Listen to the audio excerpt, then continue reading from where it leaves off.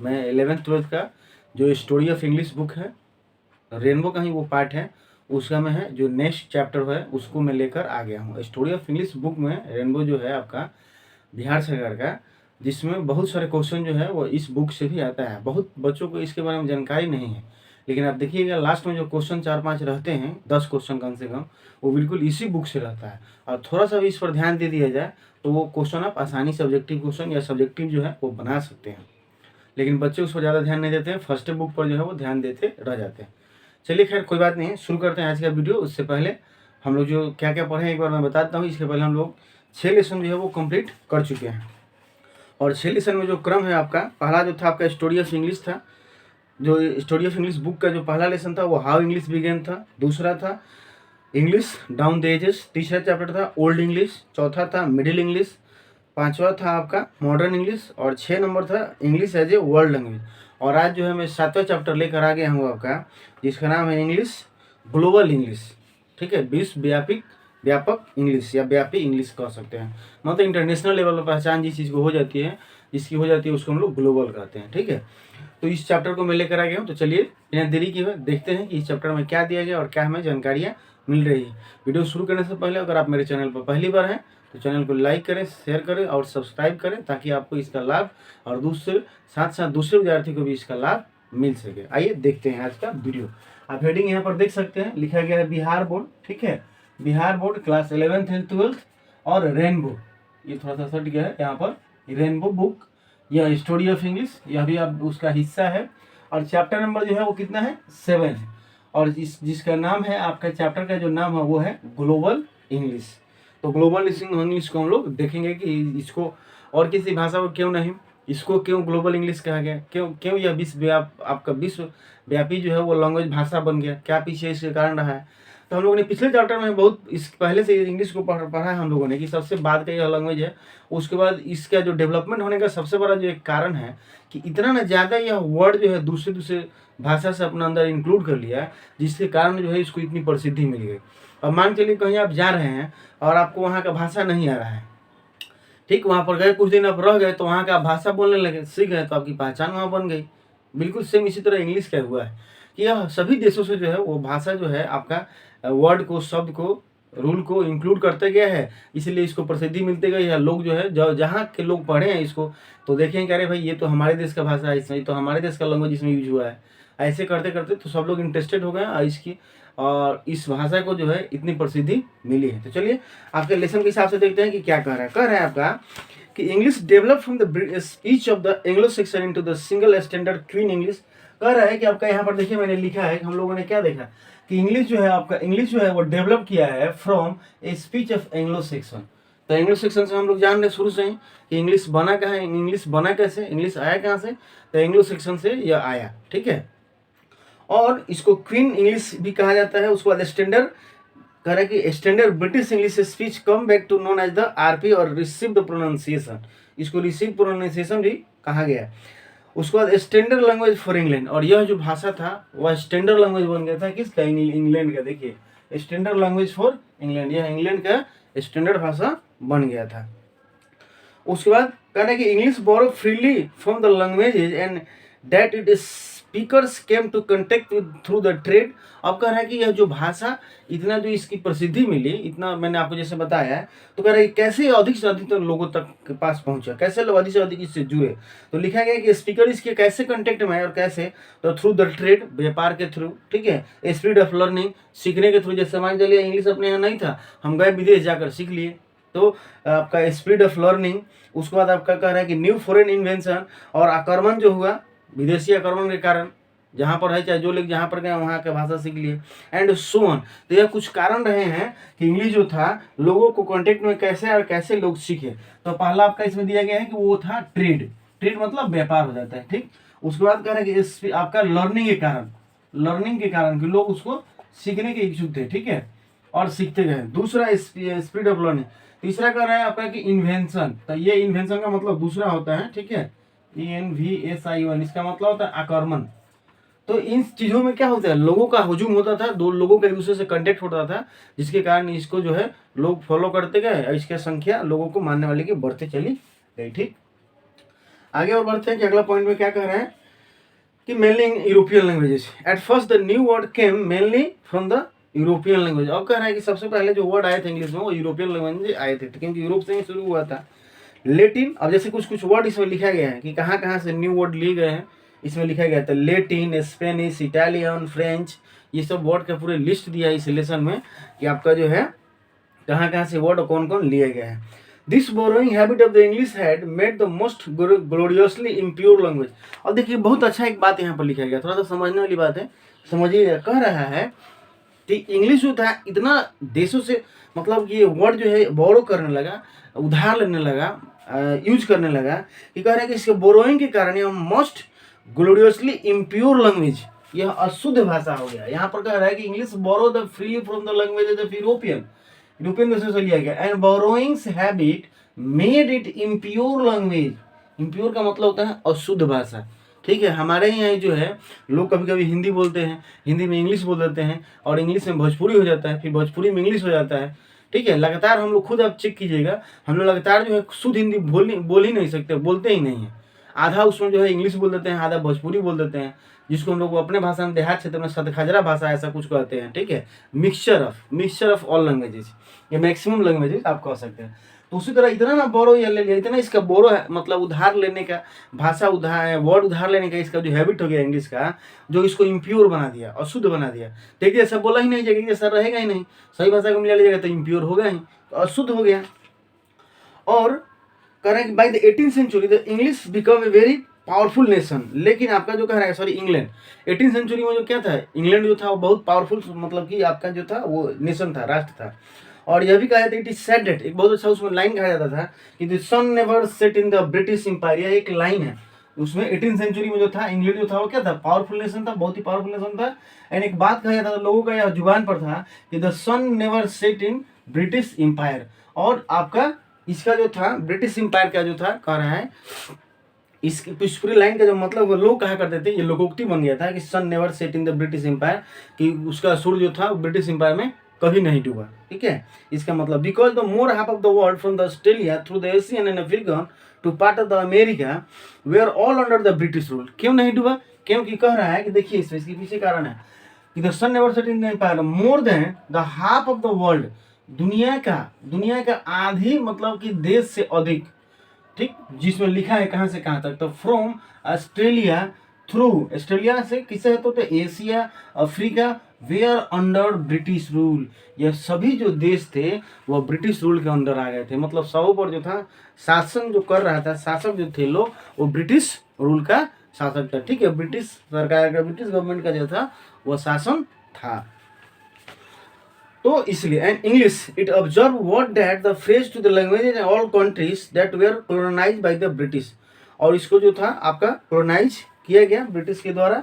आगे next point देखते हैं और क्या है remarkable point, where the begins impure English language and the all direction giving it more and the more global ship. और इसके बाद धीरे धीरे यह जब सब पर वर्चस्व हो गया तो सब लोग वही भाषा को अपनाए, और यह धीरे धीरे नया शिप लेता चला गया, स्पीड इसका जो है विस्तार जो है इसका होता रहा। There were two main effect of the this world wide spread English, दो सबसे बड़ा इफेक्ट रहा इंग्लिश का, ठीक है। वर्ल्ड वाइड इफेक्ट आपका जो था टू मेन, अच्छा British Empire the grew and so did the languages. अच्छा एक बात और इसमें है आपका कि ब्रिटिश एम्पायर मतलब ब्रिटिश का शासन जो बढ़ता गया, ठीक है, इसीलिए सो डिड द लैंग्वेज। तो जाहिर सी बात है कि जिसका शासन रहेगा, जिसका उसी के लोग भाषा बोलेंगे, उसी का भाषा डेवलप होगा, मान्य होगा।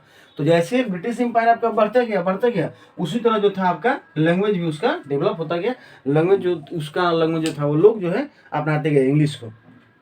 Two main effect of this worldwide spread of English is the new national variety of English like America। अब देखिए अब क्षेत्र तो बहुत बड़ा हो गया, सब लोग इंग्लिश से बोलते थे, लेकिन अब कुछ कुछ क्षेत्रों में था, कहीं कहीं जो था अब जिस ग्रुप का जैसे ग्रुप का समूह अधिक हो गया, जिस क्षेत्र में लोगों का समूह जो था अधिक हो गया, तो वो अपने ढंग का भाषा बोलने लगे, तो उसका नामांकन वो लोग करने लगे, चाहे अलग उसका नाम अलग दिया जाने लगा कि यहाँ पर ऐसा इंग्लिश बोला जाता है, यह इंग्लिश बोला जाता है। जैसे हमारे यहाँ ही है कि 10 कोस पर कहा जाता है कि आपका पानी और बानी बदलने वाली बात होती है कि 10 कोस पर पानी और ऐसा कुछ बदल जाता है कि हमारा भाषा, तो बिल्कुल ऐसा है। हम लोग थोड़ा सा ही कुछ दूरी पर अगर जाते हैं 10 को ये आपका मान लीजिए कि 15 किलोमीटर 20 किलोमीटर के बाद, तो थोड़ा सा भाषा में जो है चेंजेज हो जाता है, ठीक है। तो उसी तरह अब इंग्लिश में जो होने लगा, तो new national variety of English में लाइक क्या होने लगा, जैसे American English, Australian English, Canadian English and came into the being. तो धीरे धीरे जो था अब इंग्लिश में ही, लेकिन अब अमेरिका के जो लोग बोलते थे उसको अमेरिकन इंग्लिश कहा जाने लगा, जो कनाडा के बोलते थे कैनेडियन इंग्लिश कहा जाने लगा, जो ऑस्ट्रेलिया के लोग जो थे जिस इंग्लिश को बोलते थे उसको ऑस्ट्रेलियन इंग्लिश कहा जाने लगा। एंड न्यू इंग्लिश, एक यहाँ पर देखिए लिखा गया आपका, मैंने लिखा है कि न्यू नेशन वैराइटीज और एंड न्यू इंग्लिश।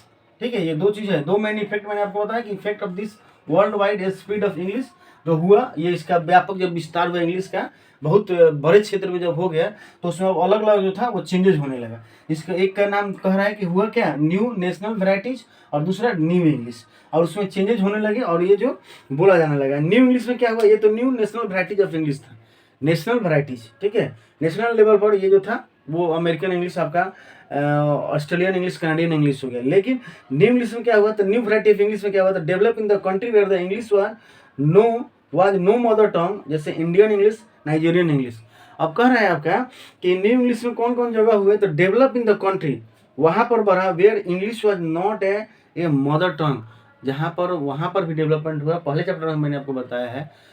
ठीक है, तो इंग्लिश जहाँ पर मदर टंग के रूप में नहीं था वहाँ पर भी बढ़ा, और उसमें भी कुछ कुछ चेंजेज होने लगा, डिफरेंसेस आने लगे। जैसे एक का नाम दे दिया कि कुछ क्षेत्र जो बोलने लगे थे इंडियन इंग्लिश, नाइजीरियन इंग्लिश। हम ही लोग जो आज इंग्लिश बोलते हैं इंडिया में वो इंडियन इंग्लिश होता है, अमेरिकन इंग्लिश अलग ढंग से होता है, उनका बोलने का, उनका प्रोनाउंसिएशन का स्टाइल जो होता है थोड़ा सा अलग अलग होता है। ठीक है, आगे देखते हैं क्या होता है और इसमें। तो ये बात हो गया, अगर एक new national variety of English में क्या चीज़ें हैं और क्या हमें समझना है। तो इसमें कोई बात ज़्यादा नहीं दिया, after American become the free as soon the English became a spread across the world, धीरे धीरे पूरे विश्व में फैल गया और इट बिगेन टू चेंज, और चेंज में यही कारण हुआ, चेंज होने के पीछे क्या है, जितना स्प्रेड हुआ जितना फैला, तो सभी लोग का मत जो है एक जैसा नहीं रह सकता है। बहुत ज़्यादा समूह के लोग जो थे एक जैसा नहीं रह सकते हैं, वह ग्रुप वाइज बटेंगे हैं। ठीक है, कॉलोनाइज उनका होगा, तो वैसे बढ़ा और उसके बाद क्या हुआ, इट बिगेन टू चेंज होने लगा। The first change were seen into the different way into which the English began to use in America. सबसे पहले चेंजेस कहाँ देखा गया, तो अमेरिका में जो अपने ढंग के लोग इंग्लिश यूज करने लगे वहाँ देखा गया। क्या देखा गया, तो after America became free to the British rule, और सबसे पहले जो था, सबसे पहले एक बात नहीं दिया, लेकिन जब जो अमेरिका जो है वो ब्रिटिश रूल से क्या हुआ, अलग हुआ, फ्री हुआ, क्योंकि ये सब क्या थे, तो अंडर ब्रिटिश रूल थे। आपका एशिया और इसमें जो भी दिया गया है ऑस्ट्रेलिया से फिर क्या ये सब, तो आपका जैसे ब्रिटिश रूल से फ्री हुआ अमेरिका, तो क्या होने लगा, तो Americans were eager to show their distinct identity as the free country and began to call the variety of English is American English. अब अमेरिकन जैसे जो थे वो ब्रिटिश रूल से फ्री हुए, आज़ाद हुए, तो अब वो दिखाने लगे कि अरे हम तो अब आज़ाद हो गए, अब किसी का हमको प्रेशर नहीं है, तो हम अब जैसा मन करेगा वैसा बोलेंगे। ठीक है, और एक अलग ढंग का वो लोग इंग्लिश बोलने लगे, अपना इस्तेमाल करने लगे, और उसका नामकरण इन लोगों ने अमेरिकन इंग्लिश दिया, जब ब्रिटिश रूल से लोग अलग हुए। Today American English is like British English recognise as the world language. अब कह रहा है कि आज जो है वो American English like British English मतलब हम लोग जो बोलते हैं वो ब्रिटिश इंग्लिश बोलते हैं। ठीक है, क्योंकि ब्रिटिश इंग्लिश मतलब ओल्ड इंग्लिश आप कह सकते हैं, पुराना इंग्लिश जो चलते आया, बाद में ये जो चेंजेस हुआ उसको अमेरिकन इंग्लिश। तो कह रहा है कि अब देखिए विश्व व्यापक पहचान इसको भी मिल गई, इस टाइप की इंग्लिश को भी मिल गई, अमेरिकन इंग्लिश को। कह रहा है कि जैसे American English like British English recognise as the world language, जैसे ब्रिटिश इंग्लिश की पहचान है विश्व लेवल पर, उसी तरह अमेरिकन इंग्लिश की भी पहचान हो गई और आज है। ठीक है, तभी तो हम लोग कहते हैं कि हम लोग अमेरिकन इंग्लिश नहीं बोलते हैं, हम लोग ब्रिटिश इंग्लिश बोलते हैं इंडिया में। ठीक है, इंडियन इंग्लिश, ब्रिटिश इंग्लिश में इंडियन इंग्लिश। ठीक है, और वो जो था आपका अमेरिकन इंग्लिश अलग होता है। दो there are many differences between them and some differences are shown below. तो कुछ केस में एग्जांपल दिया गया कि अब लेकिन ब्रिटिश इंग्लिश में और अमेरिकन इंग्लिश में जो दोनों में कुछ कुछ डिफरेंसेस होने लगे, अंतर दिखने लगे। क्या अंतर है वो लोग छोटा सा बात इसे मैं आपको बताता हूँ। बोर्ड पर बुक में दिया गया है बहुत सारा, आप देखिएगा पता चलेगा। ठीक है, पेज नंबर 24 पर है। तो देखिए यहाँ क्या लिखा गया है कि सोन एंड मैंने यहाँ पर लिखा है ब्रिटिश इंग्लिश। ठीक है, हम लोग ब्रिटिश इंग्लिश यूज करते हैं, और देखिए यहाँ पर लिखा है मैंने अमेरिकन इंग्लिश। तो देखिए ब्रिटिश इंग्लिश में कलर कैसे लिखा आता है, COLOUR, जबकि अमेरिकन इंग्लिश में कैसे लिखा आता है, COLOR। हम लोग ब्रिटिश इंग्लिश में सेंटर कैसे लिखते हैं, तो CNTR सेंटर होता है। अमेरिकन इंग्लिश का सेंटर कैसे होता है, CNTR सेंटर होता है। डिफेंस में C होता है, यहाँ पर AC होता है। हम लोग इंडिया इंग्लिश में जो यूज करते हैं वो इसका प्रयोग करते हैं, और ये हमारे लिए ज़्यादा वैलिड माना जाता है। ठीक, क्योंकि हम लोग ब्रिटिश इंग्लिश का प्रयोग करते हैं, और ये जो है वो अमेरिकन इंग्लिश है। गलत दोनों में कोई नहीं है। कई बार ऐसा हम लोग कन्फ्यूजन में पड़ जाते हैं कि कलर ऐसे लिखा था कि ऐसे लिखा है, सेंटर ऐसे लिखा था कैसे लिखा है। तो दोनों अपने अपने जगह पर सही है, बस एक है उसमें ब्रिटिश इंग्लिश और एक है अमेरिकन इंग्लिश। तो हम लोग जो है वो ब्रिटिश इंग्लिश का यूज करते हैं, तो ब्रिटिश इंग्लिश को हम लोग सही मानेंगे, ठीक है। अब कह रहे कि इमरजेंसी तो न्यू इंग्लिश, तो ये था आपका न्यू वैरायटीज ऑफ इंग्लिश में ये चेंजेज हुआ, न्यू वैरायटीज। अब कह रहे हैं कि हम लोग थोड़ा सा न्यू इंग्लिश में देख लेते हैं कि क्या चेंजेज हुआ या क्या आपको दिया गया है, ठीक।